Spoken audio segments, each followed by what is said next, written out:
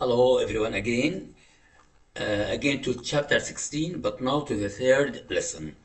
In the third lesson, I will read the text again and provide the correct answers so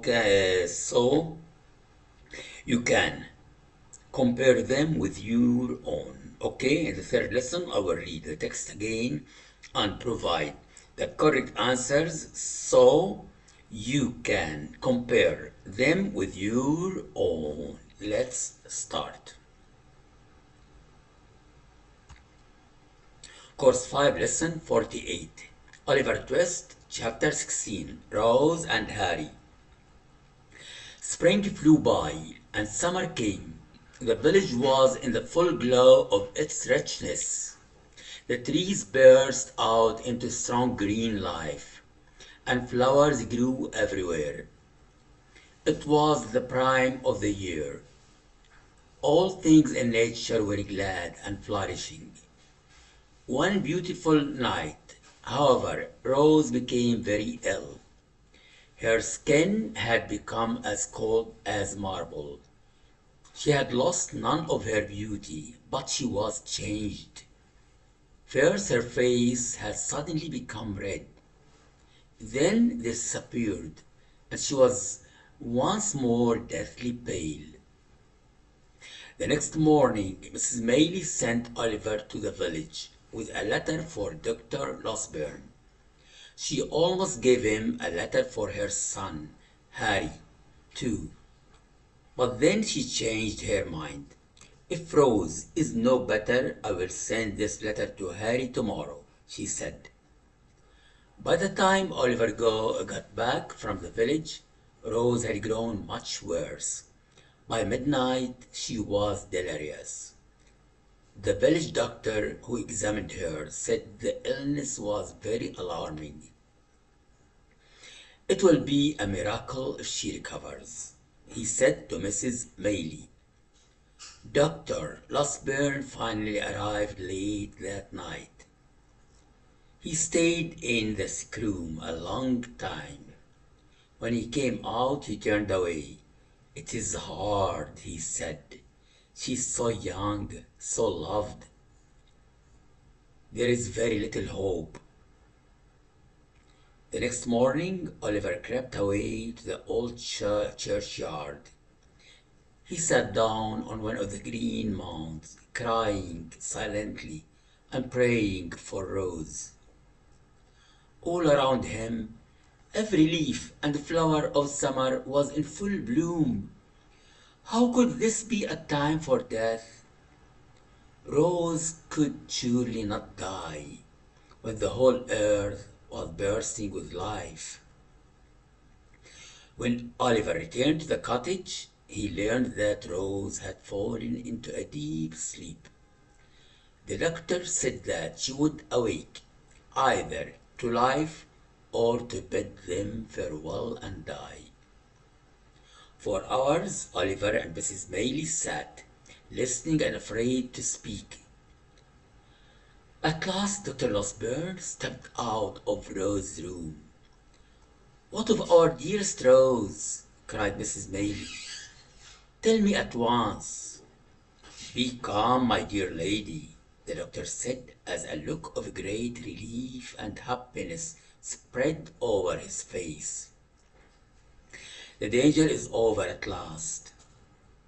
Our dear Rose will live to bless us all for many years to come."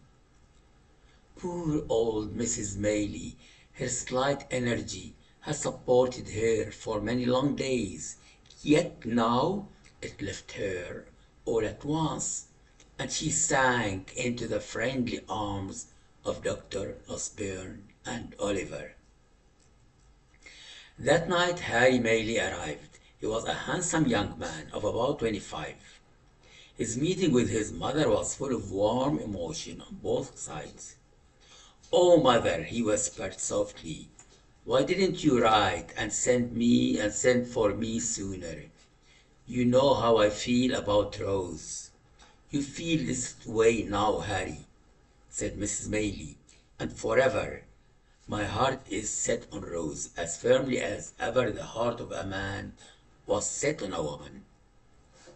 I have no thought of life beyond her, said Harry. Harry, said Mrs. Maylie, you are young. You have great plans for yourself.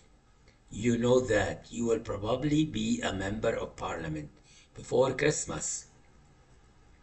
Before you risk your all, think for a few moments on Rose's history. You must remember she has a stain on her name. She has never known who her parents are. If you were to marry Rose, you might regret it someday. And dear Rose does not deserve such regret. I could never regret it, mother. I have loved her for years. Will you tell Rose I'm here? Tell her I long to see her. Of course, said Mrs. Maylie. You may speak to her when she is well enough. Some days later, when Rose was finally able to leave her room, Harry saw her alone. A very few words will be enough, Rose, he said. I was brought here for the most dreadful of all fears. They told me you were dying, fluttering between life and death. I was so afraid you might die and never know how much I loved you. I couldn't bear that thought. For years I have loved you. I was trying hard to win my way to fame. Then I could come proudly home to tell you it had all been won for you. But here and now, with no fame won, I offer you my heart.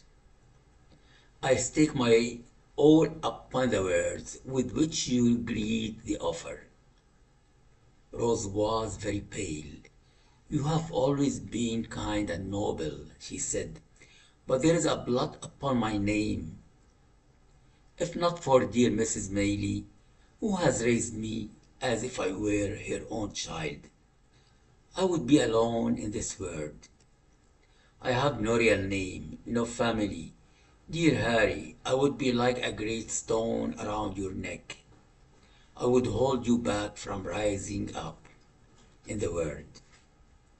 So now I ask you to forget me, not as a friend, for that would hurt me too deeply, but as someone to love. Dearest Rose, cried Harry, what if I had been poor, sick and helpless? Would you have turned from me then?